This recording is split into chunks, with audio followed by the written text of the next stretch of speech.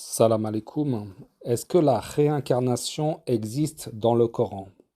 Alors, il y a certains versets qui pourraient nous faire croire qu'il y a une forme de réincarnation, voire même une conscience avant cette vie terrestre.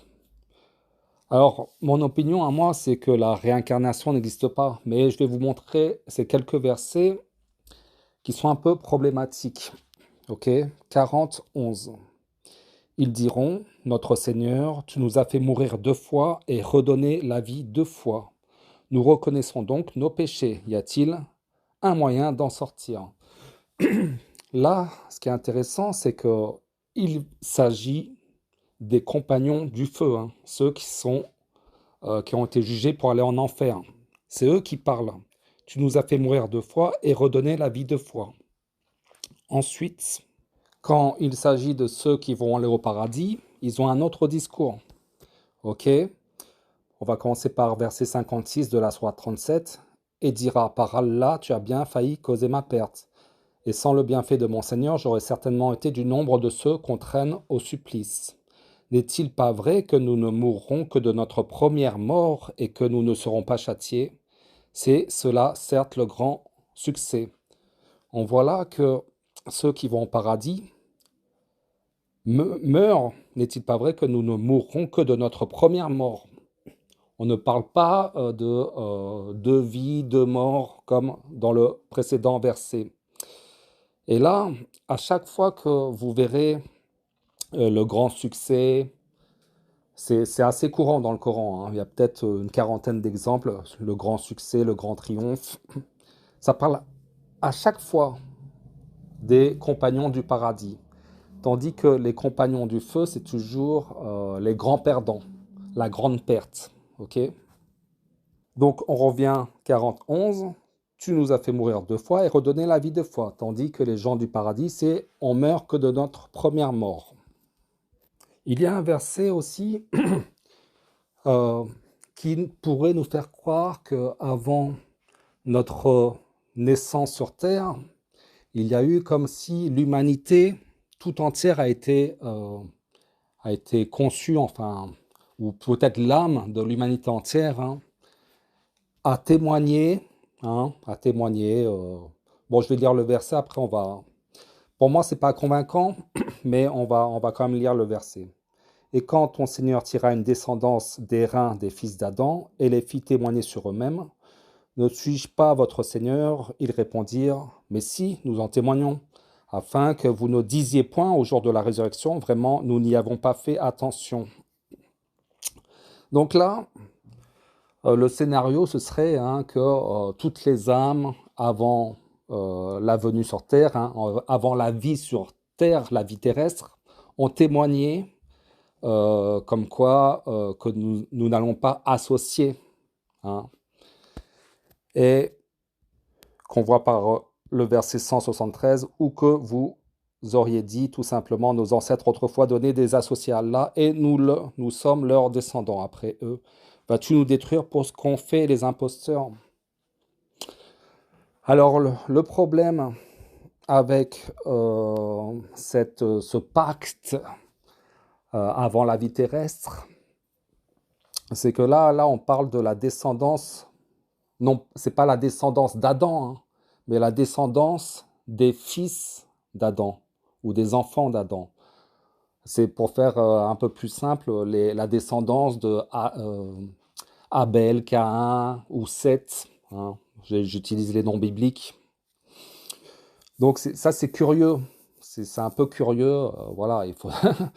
Bon, après, c'est possible que parce qu'on a tous une conscience du bien et du mal, hein. Même les grands truands de cette terre, ils ont une conscience du bien et du mal, hein. Et c'est peut-être que ça vient voire même on a une conscience inconsciente de Dieu, chacun de nous. Et que après, bon, peut-être que ça vient de là, hein, c'est possible. Après, je porte pas une opinion définitive sur ça, mais bon. Et là, un autre verset qui confirme pour ceux qui inventent des mensonges, pour les négateurs, qu'il y a peut-être un supplice de 2 vies et un supplice de 2 morts. Ça peut éventuellement rejoindre le verset 41. Et là, ça concerne le prophète Mohammed s'il avait inventé des mensonges sur Allah, 17,75.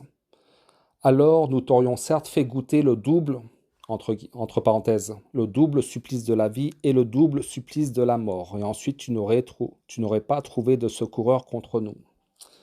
Ça ressemble un peu, le double de la vie, le double de la mort, ça ressemble un peu au 41. Ok, le sort des négateurs. Ils diront, notre Seigneur, tu nous as fait mourir 2 fois et redonner la vie 2 fois. Nous reconnaissons donc nos péchés. Y a-t-il moyen d'en sortir? Donc là, dans le verset précédent que j'ai lu, le double supplice de la vie. Donc le supplice, c'est entre parenthèses, mais c'est, oui, double supplice, double châtiment, c'est bien, ça veut dire ça. Mais ce qui est curieux, c'est que le négateur, à un moment donné, Allah nous dit que dans le feu, et s'en écartera le grand malheureux, et qui brûlera dans le plus grand feu, où il ne mourra ni ne vivra.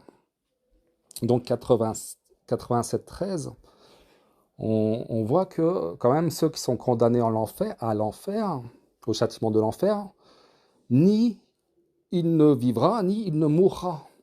Alors que les précédents versets que je vous ai lus, le 41, nous décrit 2 morts et 2 vies.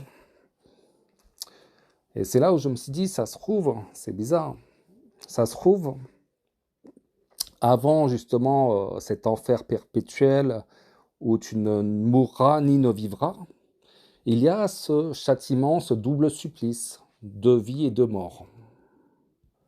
Sauf, bien sûr, pour les compagnons du paradis. Et après, on sait que par rapport au 29-57, et je crois qu'il y a un ou 2 autres versets qui disent à peu près la même chose, que toute âme goûtera à la mort. Ensuite, c'est vers nous que vous serez ramenés. Donc, de toute façon, automatiquement, que tu sois un compagnon du paradis ou un compagnon du feu, tu goûteras à la mort. Sauf que le compagnon du paradis, il goûtera à une seule mort. Comme on a vu au verset 37-58. N'est-il pas vrai que nous ne mourrons que de notre première mort et que nous ne serons pas châtiés? C'est cela, certes, le grand succès.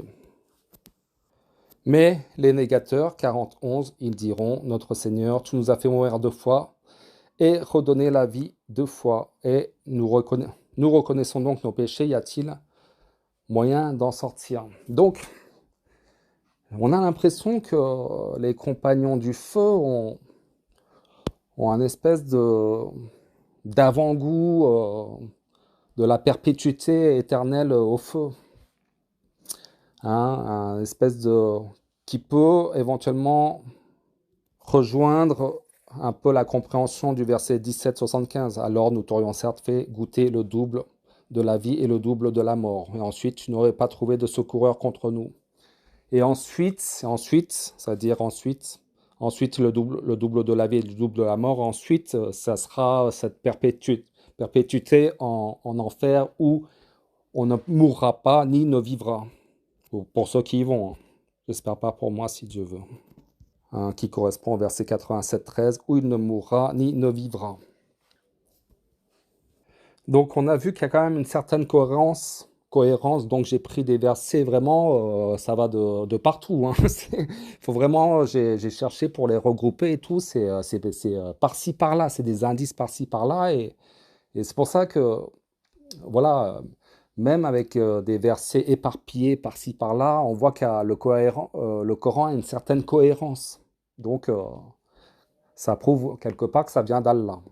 Ensuite, c'est vrai que concernant un pacte avant notre arrivée sur Terre, notre vie terrestre, c'est possible. Et pour finir, je vais lire aussi le verset 36-60. Ne vous ai-je pas engagé, enfant d'Adam cette fois, à ne pas adorer le diable, car il est vraiment pour vous un ennemi déclaré, et ne vous ai-je pas engagé à m'adorer? Voilà un chemin bien droit. Peut-être que ce genre de verset est Un indice, après, c'est Dieu sait mieux, hein. Dieu sait mieux et que nous avons au fond de nous, inconsciemment, on sait qu'on a éventuellement fait un pacte, mais que voilà, avec la vie terrestre, nous enlever cette conscience, mais au fond de nous, c'est ancré. Et que au jour de la résurrection, eh ben, ça sera, voilà, ça sera comme si tout le brouillard mental que nous avons sera évaporé et qu'on voilà, qu'on se rappellera qu'on a fait vraiment un engagement auprès d'Allah. Bon, je vous dis à bientôt, Inch'Allah, salam alaikum.